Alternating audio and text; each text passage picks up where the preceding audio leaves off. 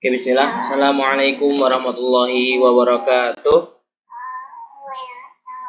Waalaikumsalam warahmatullahi Waalaikumsalam wabarakatuh. warahmatullahi. Kaifa halukum? Alhamdulillah bi khairin. Alhamdulillah Ustaz.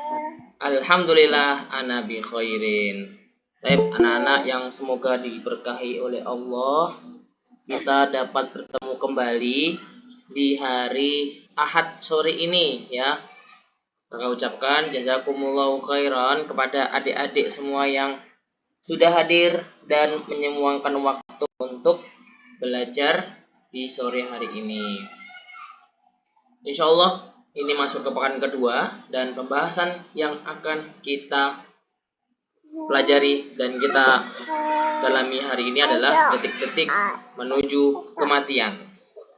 Adik-adik semuanya, kematian itu akan dirasakan oleh seluruh manusia, termasuk kakak, termasuk pemimpin-pemimpin kita, termasuk adik kita, ayah dan ibu kita.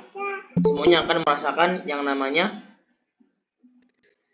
kematian. Ya, tidak ada yang bisa lari dari kematian. Mau kita bersembunyi di balik gunung, mau menuju ke bunker yang anti bom misalnya, anti gempa bumi di bawah tanah, namanya maut akan tetap menemui kita. Jadi kita sebagai manusia harus mempersiapkan hal itu, karena kematian itu sifatnya tiba-tiba. Terkadang kita merasa bahwa aman dari yang namanya maut, tapi Allah berkehendak lain. Kalau takdir kita sudah mendahului, maka kita akan menemui ajal kita, ya. Cepat atau lambat adik-adik semuanya ya. Jadi, dan itu giliran. Misalnya kalian di rumah kalian, tetangga-tetangga kalian ada yang sudah tua, bahkan di tempat lain ada yang di rumah sakit. Kalau kalian lihat di rumah sakit itu banyak sekali adik-adik kecil yang masih bayi, ya sudah dipanggil oleh Allah, umurnya sangat singkat, ya. Maka untuk itu marilah kita belajar bersama-sama supaya kita bisa memaknai detik-detik menuju kematian. Adik-adik yang semoga diberkahi oleh Allah, di sini kita nanti akan ada 4 pembahasan, ya. Di sini ada pembahasan, ada ice breaking, pembahasan dan fun game. Sudah siap ya? Oke. Yang pertama, pendahuluan. Detik-detik kematian adalah waktu yang paling berbahaya bagi manusia dalam umurnya. Karena kematian merupakan awal perpindahan alam dari alam dunia yang kelihatan, yang telah diakrabi dan dikenali oleh manusia, menuju alam gaib. Alam gaib ini akan menjadi nyata adik-adik. Tiba-tiba kok di depan mata aja, loh ini jadi beda seperti itu. Nah, semua itu akan merasakan semuanya, ya. Alam gaib akan menjadi nyata dalam kehidupan yang baru setelah kematiannya, yaitu apa namanya? Alam barzakh. Alam barzakh adalah alam baru yang setelah kematian manusia, alam baru tersebut. Di sana manusia akan menemui berbagai peristiwa yang menggentarkan yang jauh berbeda dengan alam dunia yang pernah dialaminya. Contohnya kayak anak kecil lihat gunung yang besar pasti apa? Tercengang. Wah, gede banget ya gunungnya ya. Wah, permainannya sangat banyak sekali. Sama nanti ketika kita berada di alam barzakh adik-adik semuanya. Kalau kita orang yang mukmin, kita akan diberikan kenikmatan oleh Allah. Tapi berbeda kalau kita orang yang mengkafirkan Allah, kemudian kita tidak mentauhidkan Allah, maka yang terjadi adalah kejadian-kejadian yang begitu menegangkan, begitu menakutkan dan menyeramkan adik-adik semuanya. Jadi kita mari bersama-sama mempersiapkan hal ini dengan apa? Dengan salah satunya adalah dengan menuntut ilmu. Adik-adik semuanya pernah lihat gak gambar yang kalian lihat sekarang? Ini orangnya lagi apa sih, kok dipakai gantungan gini kayak kita mau beli baju aja? Kira-kira ini apa? Kalian tahu nggak? Ini orangnya lagi ngapain? Ada yang bisa jawab?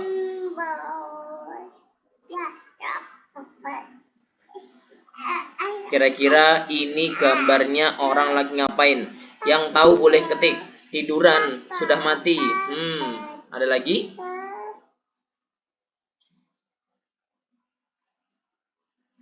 Jawabannya adalah orang yang sudah mati.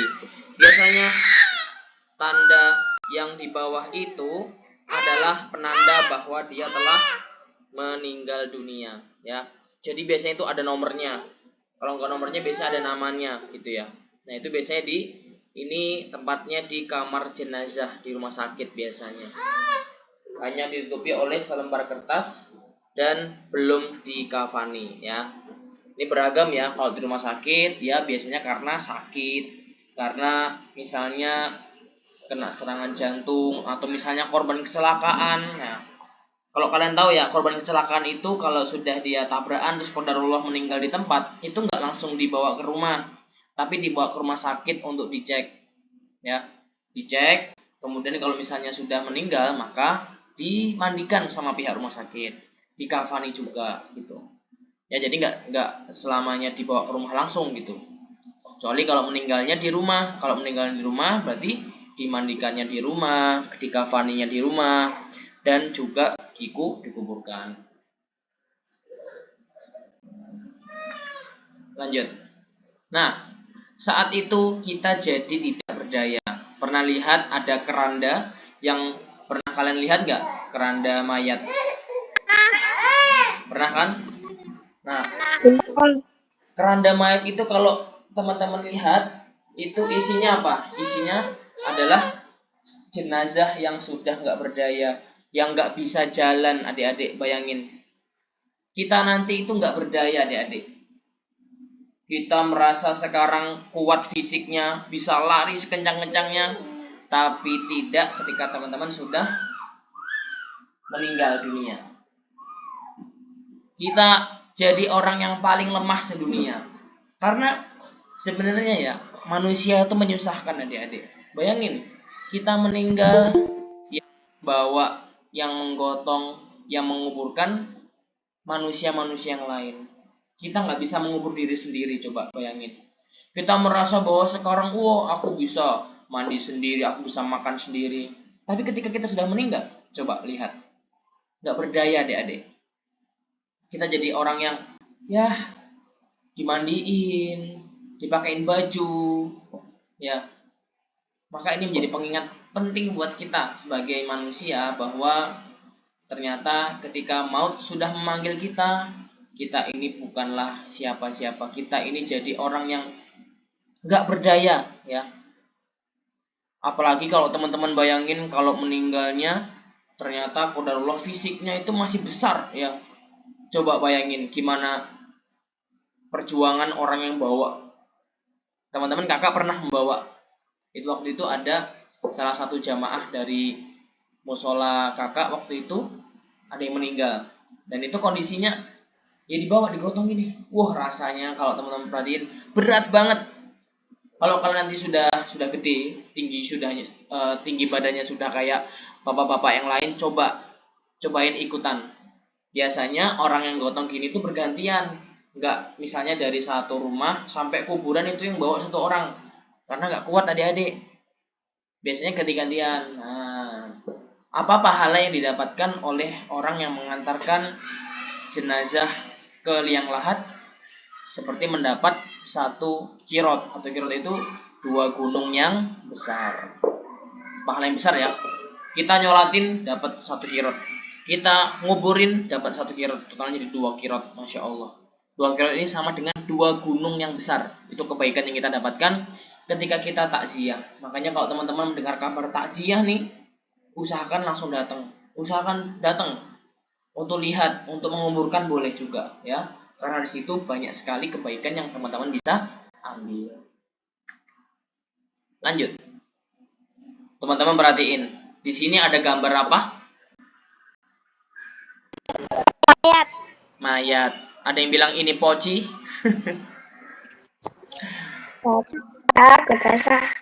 Ini adalah mayat, ya. Ini gambaran manusia nanti.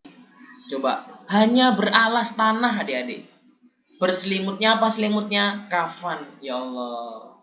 Berbantalnya apa? Kalau adik-adik tahu, kalau teman-teman pengen tahu bantal yang dipakai oleh jenazah, itu batu, kalau enggak batu bata.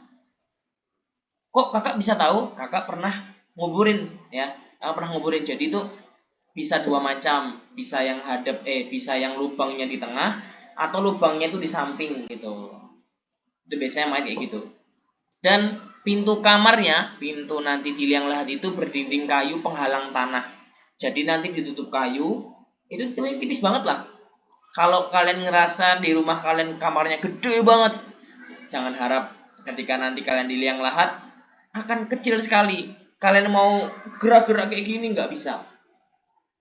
Ya, kayak gitu. Intinya apa? Berarti apa yang kita kumpulkan saat ini, apa yang kita punya saat ini, itu tidak punya harga. Bisa nggak rumah kalian itu menggantikan tempat tidur kalian di liang lahat? Tidak.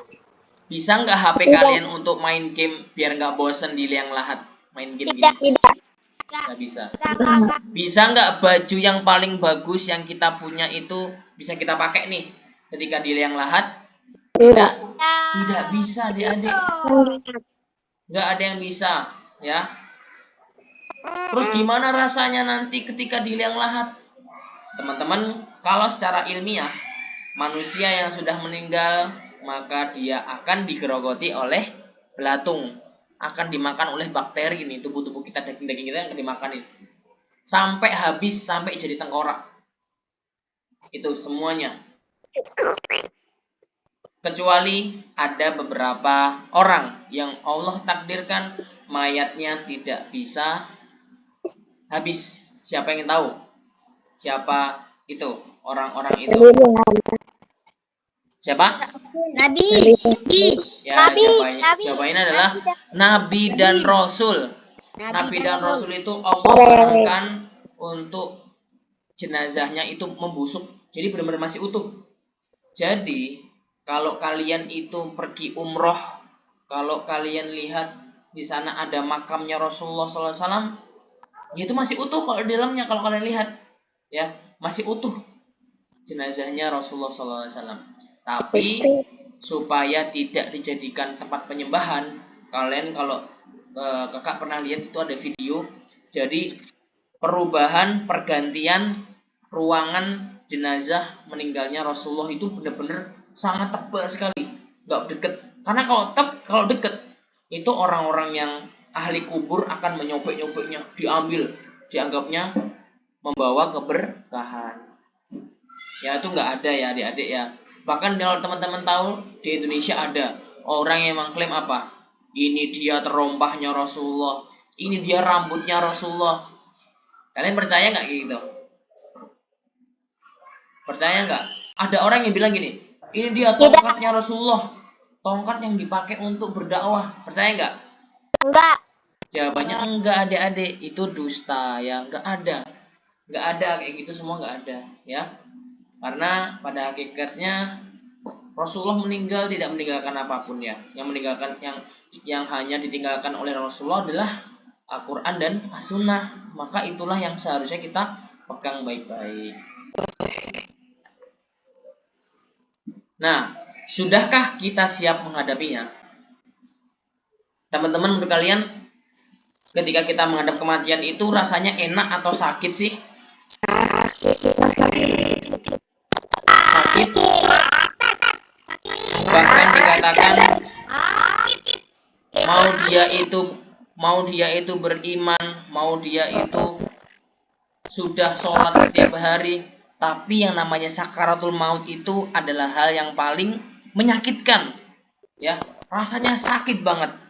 Kok bisa, Kak? Jawabannya adalah, ya bayangin kamu udah menyatu sama tubuhmu nih sekarang. Terus kamu dipaksa, ruhmu itu ditarik paksa. Bukan kulitnya ya, tapi ruhnya ditarik meninggalkan badan. Otomatis yang dirasakan adalah sakit. Teman-teman coba deh cubit jari teman-teman sekalian. Ini yang ngerasain sakit apa coba menurut kalian? Kulitnya? Salah. Salah. Ada yang tahu? Yang ngerasa sakit itu ada ruhnya. Ruh kalian yang merasakan sakit, bukan kulit. Kulit itu kalau nggak ada nyawanya biasa aja. Iya, yang bikin sakit itu ruhnya. Ruh kita yang sedang berbicara ini adalah yang merasakan sakit. Tuh, ini yang ngerasain ruhnya, bukan kulitnya. Kalau daging sama tulang, dia nggak ngerasain apa-apa. Karena ada ruhnya, ada isinya, yaitu isinya kita sendiri, baru kita merasakan yang namanya sakit. Itu ya.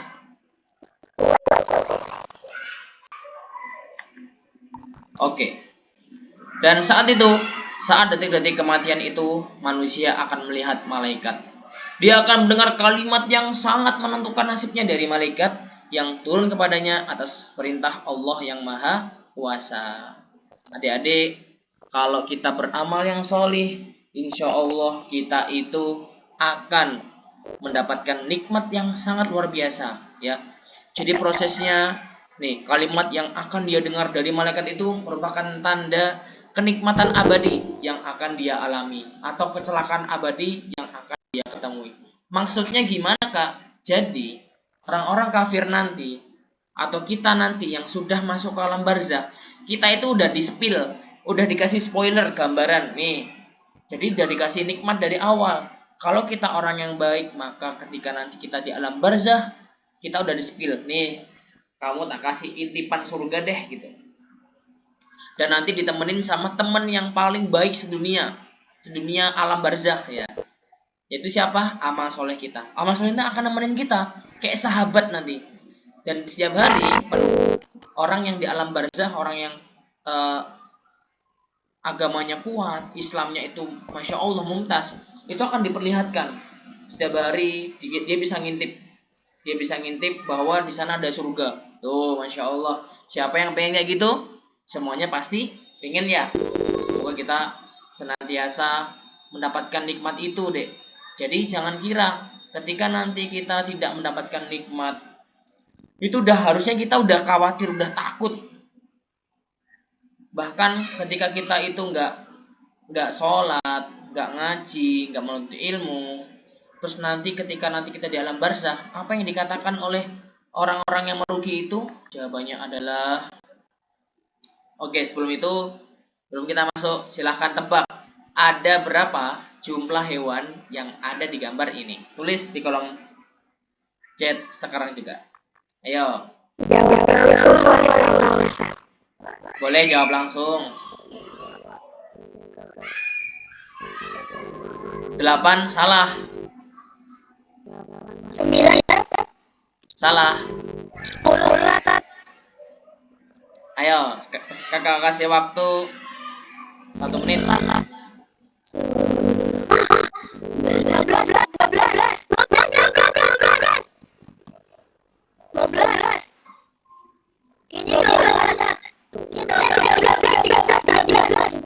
Jawabannya adalah 13. Coba kita hitung ya, Kita hitung. Yang pertama, yang gambar gede ini apa? Ini hewan apa? Bison, hewan bison. Terus yang ini apa? Cicak. Cicak dulu, ini cicak. Terus yang ini kelelawar. 3. Terus ini beruang, beruang. 4. Terus ini squirrel. Apa ini squirrel? Tupai. Nah, kijang. 6. Ikan kecil. 7. Ini kucing. 8. Kelinci. 9. Serigala. 10. Ini apa ini? Ini bajing ini kalau nggak salah. Kalau nggak rubah. 11. Terus ini 12. Kok 12 ya? Bentar, kakak hitung lagi. 1, 2, 3, 4, 5, 6, 7, 8, 9, 10, 11, 12, 13. Ya, berusaha ya. Jadi totalnya ada 13. Ada 13 hewan. Siapa yang benar?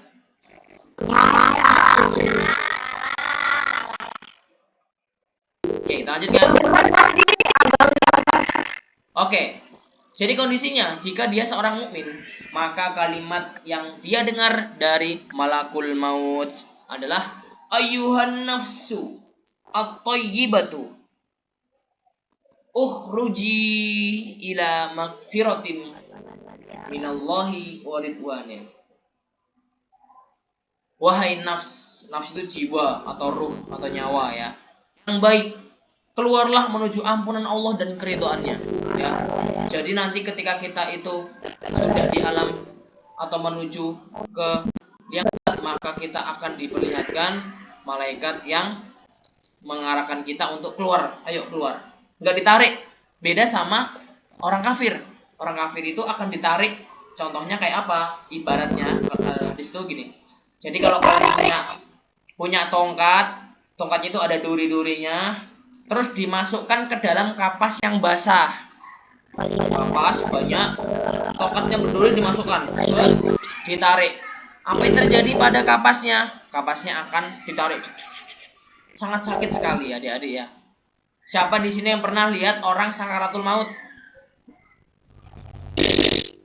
Ada yang pernah? Wah, ada yang pernah tuh. Nah, ada yang pernah juga. Kakak juga pernah lihat sekali. Jadi kondisinya sangat-sangat menyedihkan adik-adik. Orang ini, itu benar-benar diangkat ya. Jadi benar-benar kayak diangkat, ditarik gitu. Kucing pernah. Gimana sakaratul mautnya kucing?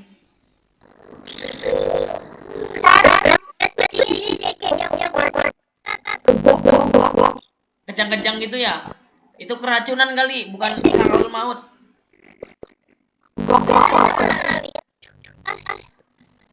Wah, Masya Allah.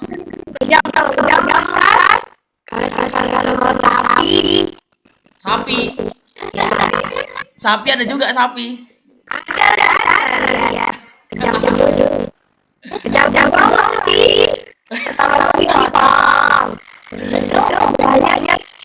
Oh, yang dibuat kurban maksudnya.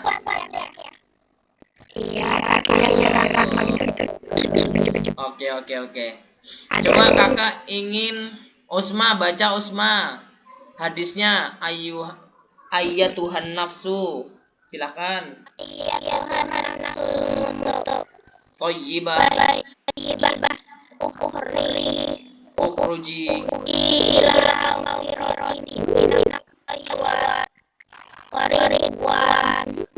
Oke. Lanjut ya. Dan sebaliknya, jika dia seorang kafir, maka kalimat yang dia dengar dari malakul maut adalah ayyuhan nafsu al-khabithah. Khabithah beda ya sama thayyibah. Ukhruji ila sakhatin minallahi wa ghadabin, katanya. Wahai nafs yang keji, yang kamu itu zalim sama dirimu, keluarlah menuju kemurkaan Allah dan kemarahannya. Wah. Serem ya adik-adik ya. Orang-orang kafir itu ya akan disuruh keluar sendiri. Nah, keluar cepet-cepet. Udah marah, malakul mautnya juga udah males sama dia. Udah keluar aja, keluar. Kalau nggak keluar, tarik. Orang-orang kafir itu, kalau kalian tahu kondisinya ketika sakaratul maut, itu mereka nggak mau pergi. Mereka nggak mau pisah sama badannya. Makanya kalau kalian itu tersiksa, wah, teriak-teriak gitu. Ya. Tapi dia harus ditarik sama malaikat maut, ditarik. Ditarik bener-bener. Makanya kenapa orang yang sakaratul maut itu selalu mendongak ke atas gini. Nah, karena ditarik, benar-benar ditarik ya. Benar-benar ditarik, dipaksa banget gitu. Dan saat itu pintu taubat akan ditutup adik-adik. Nggak berguna lagi. Kamu taubat saat itu nggak berguna lagi. Yang harus diucapkan oleh seorang mukmin adalah ucapan la ilaha illallah. Coba, kenapa kita harus mengucapkan la ilaha illallah? Kenapa kalimat itu penting? Kenapa kok nggak bismillahirrahmanirrahim, kalau nggak alhamdulillah? Ada yang tahu nggak kenapa?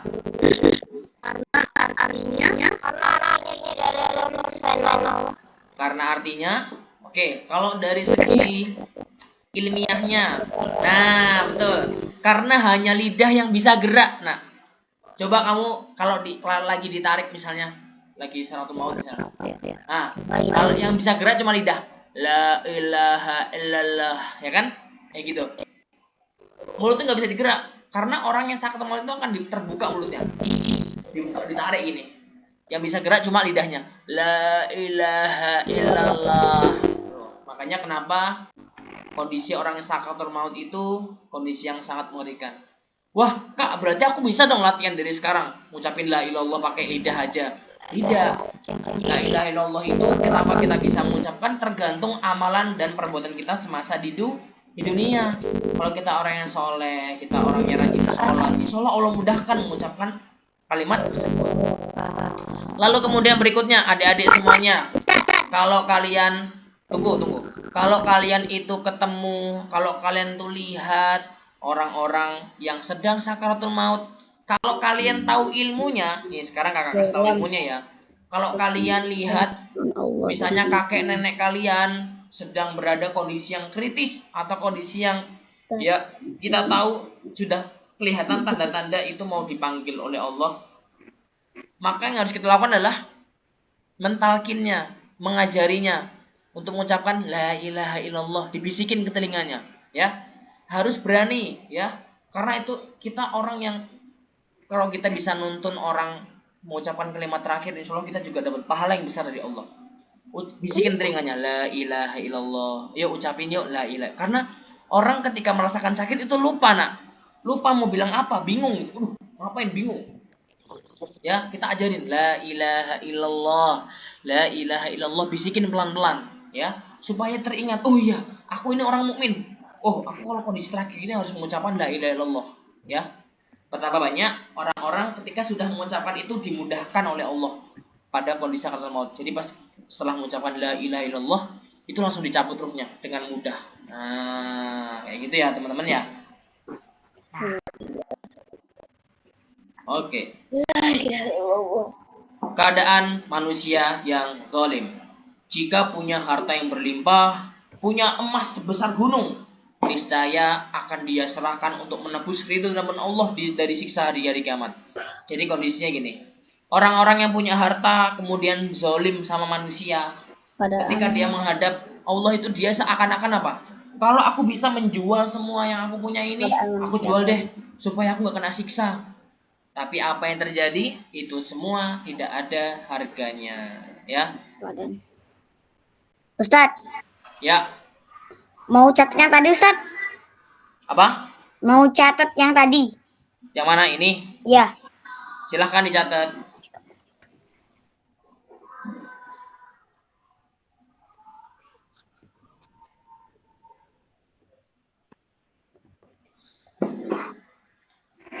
Ya.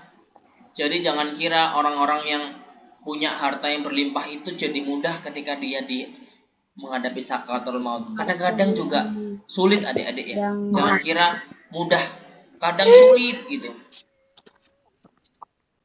Oke, dan yang dicari pada detik-detik kematian hanya satu yang dicari manusia. Ya, dia meyakini bahwa padanya terdapat keselamatan dan kebahagiaannya, yaitu apa? Amal soleh. Jika dia telah mempersiapkannya, maka hal itu akan membuat dia tenang atau tentram. Jika dia tidak mempersiapkan bekal amal soleh, maka dia akan mengatakan, ya laitaha kanatil qadhiyah, ma agna anni maliyah, halaka anni sultaniyah. Ya, wahai kiranya kematian itulah yang menyelesaikan segala sesuatu. Hartaku sekali-kali tidak memberi manfaat kepadaku. Telah hilang kekuasaanku daripadaku. Tuh, coba lihat. Kondisi orang-orang yang punya harta, ketika dia nanti sudah melihat sakaratul maut, dia akan bilang apa? Sesungguhnya tidak bermanfaat hartaku. Tuh. Padahal kalau kalian tahu orang yang punya harta banyak itu ngumpulinnya susah apa gampang adik-adik? Yang dicari oleh manusia. Susah ya. Orang-orang yang ngumpulin harta banyak itu susah ngumpulinnya. Bertahun-tahun nabung sedikit demi sedikit. Ketika sudah sampai ternyata hartanya tidak bermanfaat adik-adik. Tidak menolong apapun bagi dirinya. Ya Allah. Sedih ya adik-adik ya kalau kita merugi seperti itu ya. Oke, sekarang kakak minta yang baca untuk membacakan ayatnya. yaitu Rey. Coba Rey, ya laitaha dibaca Rey.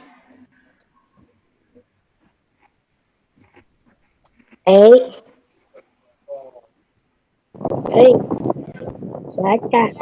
Baca Rey. Ya. Ya laitaha kanatil qadiyata ma aghna anni Malia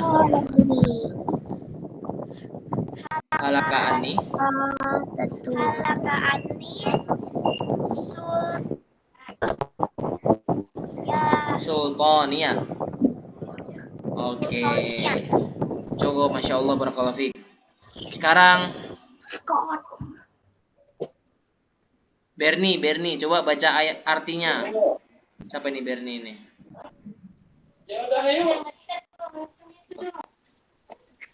Mau kemana, Mas? Ayo, baca.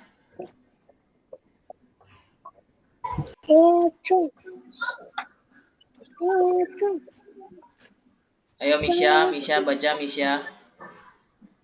Baca artinya. Wahai kiranya kematian itulah yang menyelesaikan segala sesuatu. Hartaku sekali-kali tidak memberi manfaat kepadaku. Telah hilang kekuasaanku daripadaku. Oke, barakallahu fiik. Jazakillahu khairan. Adik-adik, ini gambar pertama. Kira-kira orangnya lagi ngapain ya? Lagi kerja, Ustaz. Lagi kerja, betul. Yang gambar kedua yang tengah lagi apa kira-kira ini? Masih makan kambing. Peternakan. Ini apa ini yang ketiga? Gambar apa? Rumah yang besar. Rumah yang besar dan mewah ya. Jika di dunia hanya digunakan untuk menganggap bahwa akan hidup selamanya. Karena ada adik-adik ya, di dunia ini manusia yang menganggap bahwa aku akan hidup selamanya. Ya, maka jangan heran kalau Allah akan buat dia jadi sia-sia adik-adik. Jadi sia-sia. Berbeda jika digunakan untuk akhirat. Gambar pertama untuk apa ini? Ngapain lagi ngapain? Bersedekah. Gambar kedua lagi apa ini? Baca Al-Quran. Atau menuntut ilmu. Yang ketiga untuk apa? Haji ke tanah suci. Haji jika mampu. Sekarang pertanyaan buat kalian. Berarti kita sebagai orang muslim tuh harus jadi muslim yang miskin atau yang kaya sih? Saya tahu. Standar. Boleh dua-duanya. Nah, dua-duanya. Secukupnya sih, Ustaz. Secukupnya itu gimana? Sederhana. Sederhana, Ustaz. Jawabannya adalah kita sebagai orang muslim harus jadi kaya. Kenapa? Supaya kita bisa menunaikan rukun Islam yang kelima. Karena rukun Islam yang kelima itu butuh biaya nggak sedikit ya. Misalnya untuk kita bisa umroh itu harus mengeluarkan uang yang banyak. Kalau kita nggak kerja, kita nggak usaha, gimana kita cara perginya? Apa kita bilang ya udahlah rezeki dari Allah, aku nunggu aja? Apakah seperti itu sikap seorang muslim? Jawabannya tidak. Seorang muslim itu harus betul-betul berusaha untuk dirinya ya, mengambil kadar yang terbaik di dunia ini untuk apa? Beribadah tadi adik-adik. Tunggu ya, kakak ambil catat dulu.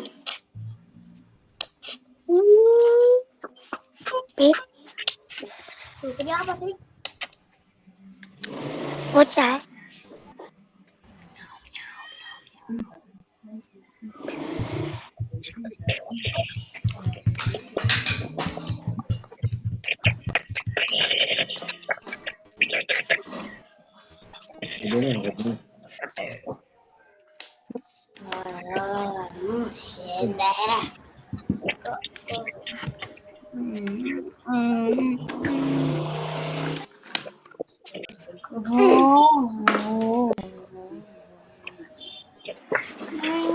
Oke. Lanjut. Brem. Nah, detik-detik kematian ada yang beriman, namun di akhir hayatnya bermaksiat. Ada nggak? Ada, adik-adik. Ada. Ada orang yang soleh banget, tapi ketika di akhir hayatnya dia bermaksiat. Contoh cerita-cerita pada zaman dahulu yang dia itu orang ahli ibadah, tapi terfitnah dengan wanita. Akhirnya dia meninggal dan kondisinya sedang dalam bermaksiat. Ada lagi orang yang bermaksiat namun di akhir hayatnya bertaubat dengan sungguh-sungguh. Ceritanya, contohnya ada orang yang membunuh 100 orang. Lalu dia bertaubat, ya enggak? Bertaubat Oh, yang itu. kepada Allah. Ya, lalu Allah Terus ada menerima malaikatnya. taubatnya. Insya Allah. Kakak pernah lihat video itu ada orang yang lagi nyanyi, tiba-tiba meninggal dunia. Nah, itu kan rugi banget ya adik-adik ya. Jadi Rugi. jangan sampai kita berada di kondisi yang seperti itu. Nah, ini kisahnya bahwa Amr Uqais dahulu memiliki harta riba pada masa jahiliyah dan dia tidak ingin masuk Islam hingga ia mengambil harta tersebut. Kemudian datang waktu perang Uhud, kemudian bertanya, "Di manakah anak-anak pamanku?" Orang-orang berkata, "Di Uhud." Ia berkata, "Di manakah fulan?" Mereka, "Di Uhud." Ia berkata, "Di manakah fulan?" Mereka berkata, "Di Uhud." Kemudian ia memakai baju besinya untuk menaiki kudanya.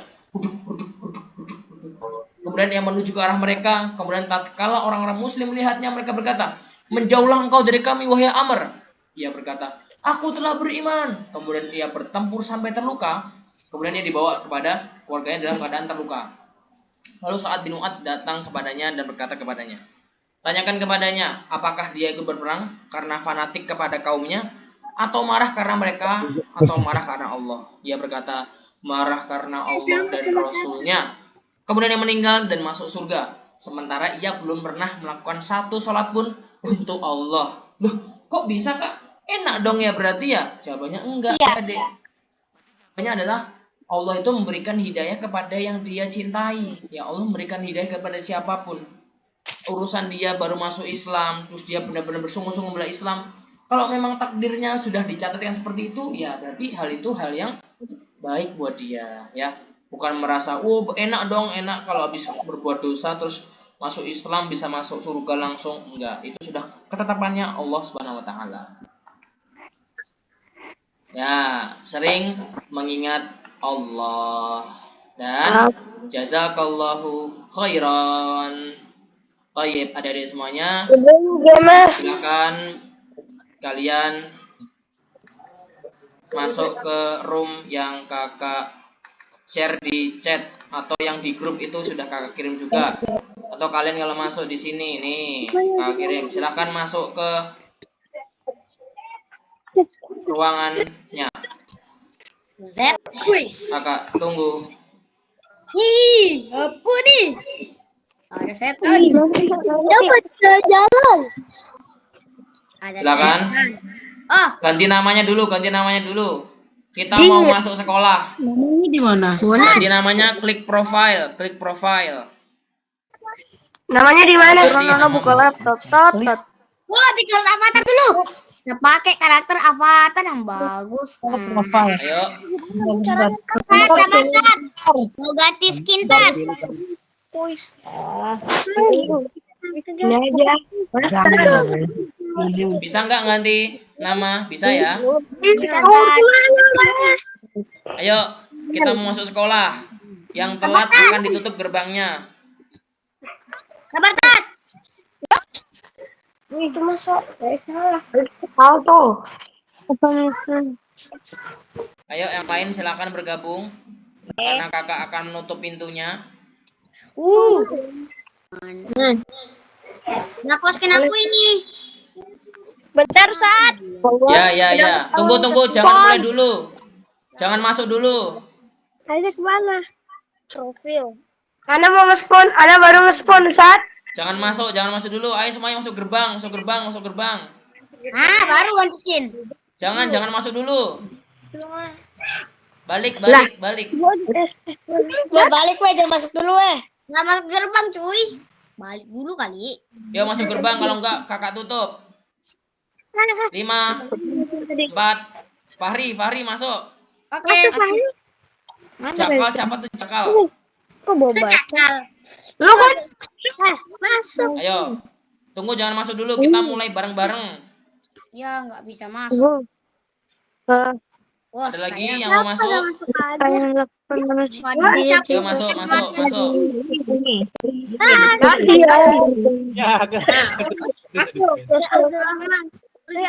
Siap ya, kita mulai ya. 3, 2, Oke. 1. Oke, langsung mulai. Masuk. Misi. Aku nggak bisa. Kan? Masuk.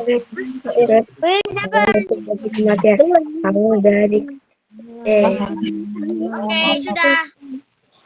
Ayo. Kalimat apa yang akan didengar oleh seorang mukmin dari malaikat?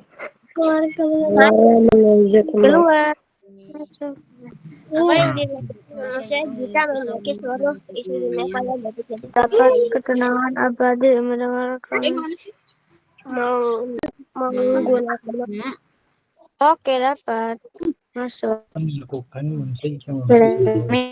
yang akan dialami oleh orang kafir pada detik itu? Apa yang menjadi salah satu keselamatan mungkin? Belajar lagi. Kemudian orang mengingkari. Apa yang disarankan oleh orang? Oke, siapa yang masuk duluan? Daripada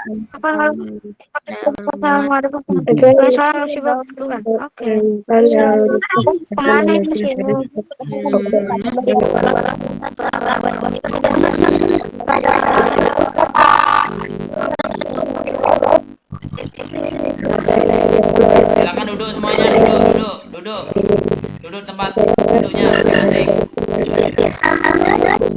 Ayo Radu, duduk Radu. Radu, silakan duduk. Ayo. Wah, duduk belakang kamu ya. Ayo, Sarah duduk.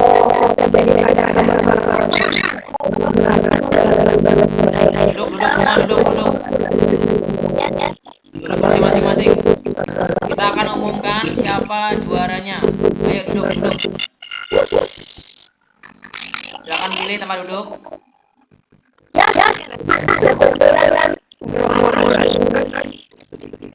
Ayo duduk. Siapa ini? Fahri duduk Fahri. Itu bisa lompat ya. Lompatnya punya spasi. Ayo duduk, Zaria, Zafira duduk, Razan duduk. Duduk, Razan. Udah diem, hadap depan aja udah. Enggak melihat apa-apa, kamu hadap depan aja udah, kayak gitu. Nah. Sapi nih. Siapa namanya Sapi? Duduk Sapi. Zaran. Jadi kita akan lihat pengumuman. Zaran, ayo. Afnan, Ibrahim, ayo duduk.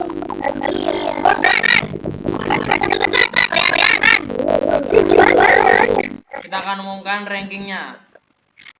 Ranking pertama diraih oleh Misha. Yang kedua diraih oleh Butterflyer. Siapa Butterflyer siapa ini? Tolong yang namanya Butterflyer siapa?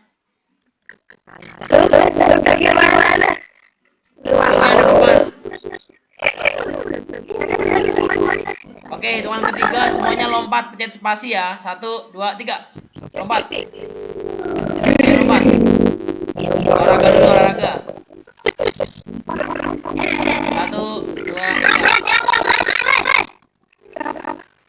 Oke.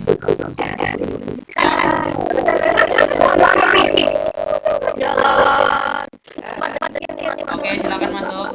Ya,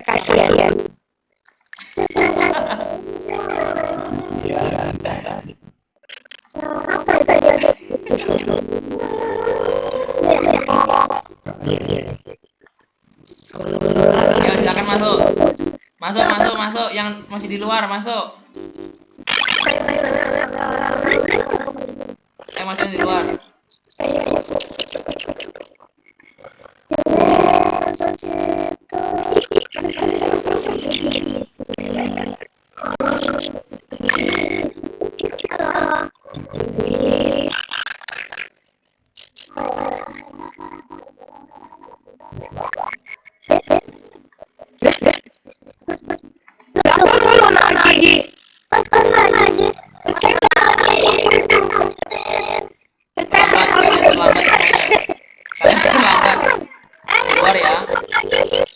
Lompat 10 kali dulu baru boleh masuk.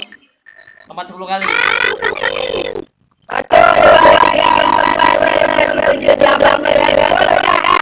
Ayo masuk.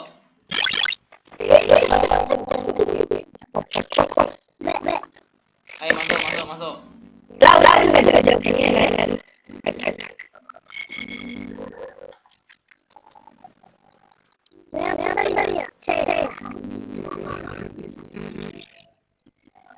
Ini siapa sih? Balterayer siapa namanya? Balterayer.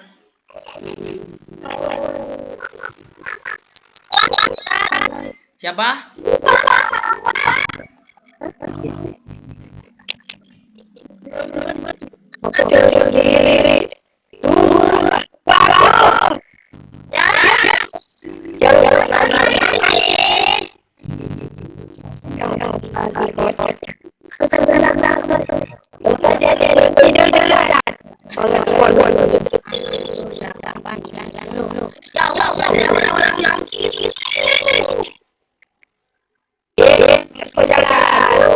Udah ya, cukup ya.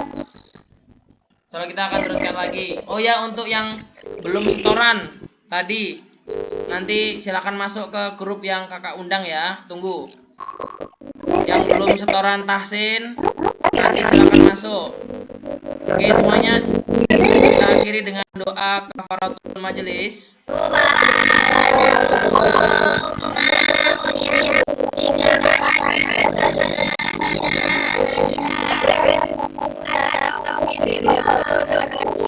Assalamualaikum warahmatullahi wabarakatuh. Silakan semuanya on cam untuk berfoto bersama. Yuk semuanya on cam. Nyalakan kameranya semuanya. Hitungan 5, 4, 3, 2, 1.